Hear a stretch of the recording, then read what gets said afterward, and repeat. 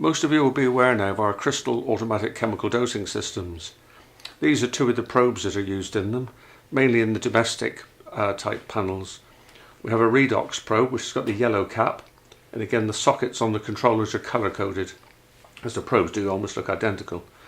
So this is the Redox probe, which is an ORP probe, which measures the oxidation reduction potential of the water.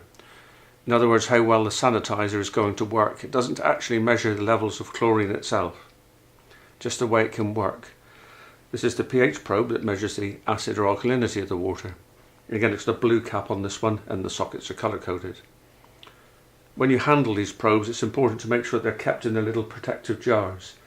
This jar is full with a buffer, and it keeps the end of the probe moist. If the ends of these probes dry out at all, they're useless and they can't be reclaimed. So it's very important always to keep them either in the little jars, or in the flow cell, or in the pipework. With the pH probe, you need two buffers to calibrate it, and again these rely on the room temperature being stable. 20 degrees is the optimum for them, and they are date coded, which you must make sure they're in date. When you're using the buffers, it's important to be very clean with them, so if you dip a probe in this buffer, you must always wash it in clean water before you put it in the next one. If they become contaminated, the only thing to do is to throw them away. So these are two of the usual probes that you'll find in the domestic systems. Another tip is if you get them out the box and you see any air bubbles in the probe at all, just give them a tap with your finger. Make sure there's no air bubbles on the electrodes.